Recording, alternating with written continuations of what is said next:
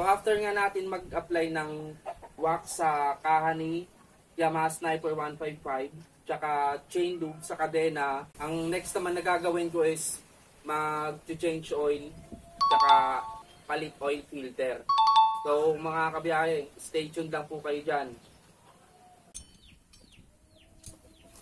Di bali tatlong tools ang gagamitin natin. Socket wrench na size 19 para sa may drain plug ng langis. Plais para dito sa oil cap. T-wrench na size 8 para dito sa may oil filter.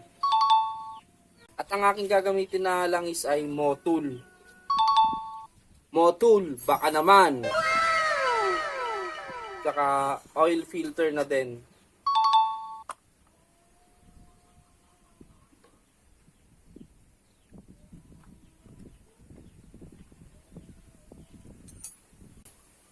Bale, luwagan lang natin yung oil cap niya.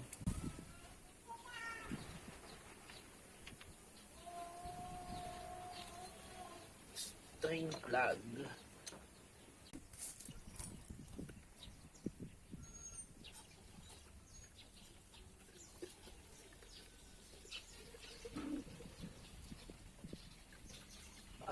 Grabe.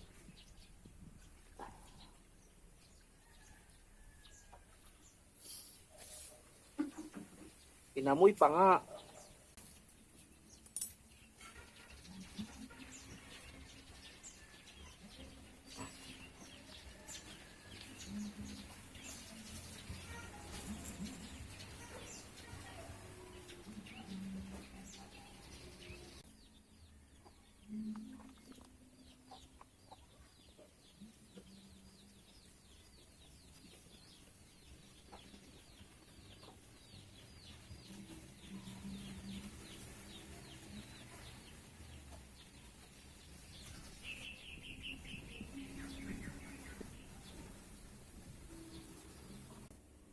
So habang hinihintay nating madrain yung langis, pupunas-punasan ko muna yung mga tornilyo tsaka mga ibang parts.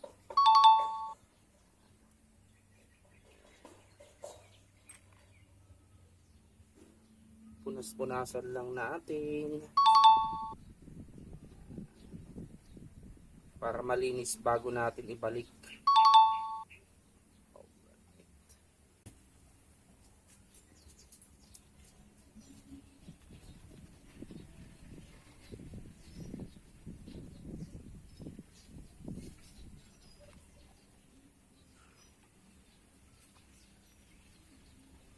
Sa pagbalik naman ng tornilyo, madali lang naman kasi may guide.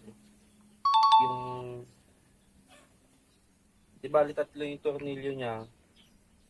Yung dalawa maiksi.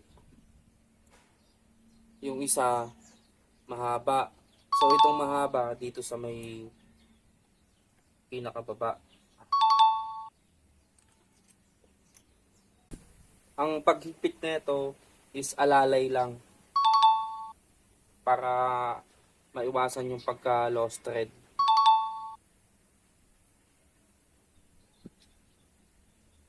Pag naramdaman yung sakto na higpit, huwag mo nang pilitin kasi baka ma-lost thread eh. Dapat sakto lang. Yeah. Yung ramdam mo na higpit. Punas, konting punas lang. Yan. Para magmukhang presentable lagi ang ating motor. So na-drain na lahat ng langis. Pwede na nating ibalik yung kanyang drain plug oil.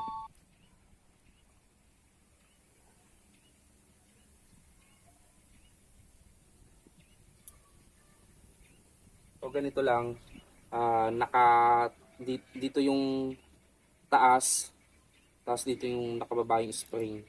Tapos ang pagbalik ganito lang, madali lang siyang ibalik.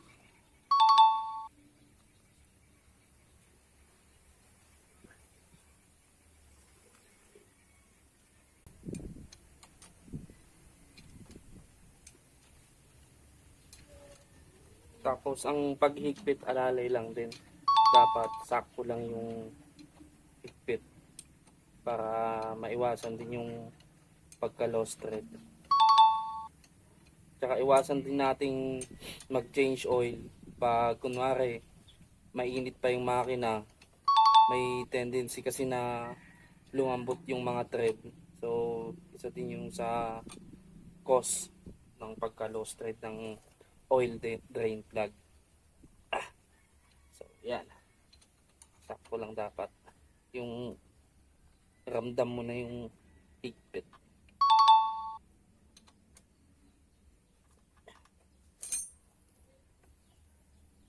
Tapos punas-punas lang din.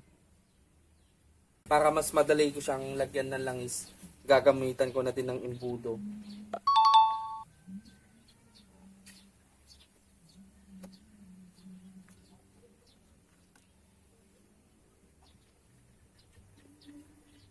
Tsaka ang langis na gagamitin ko is Motul na 2050.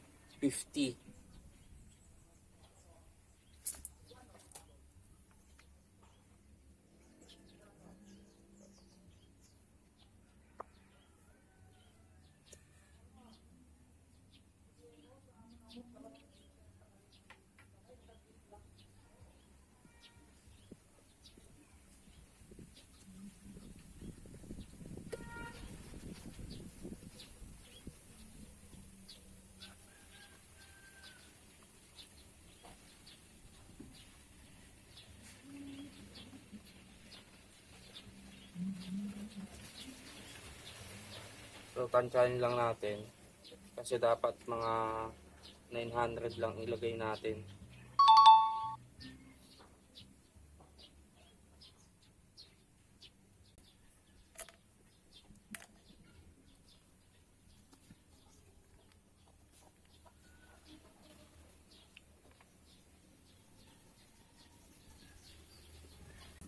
Yeah.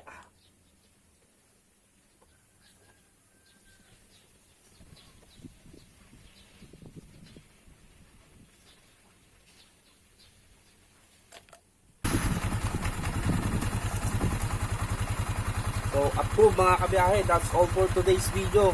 Maraming salamat po sa panonood.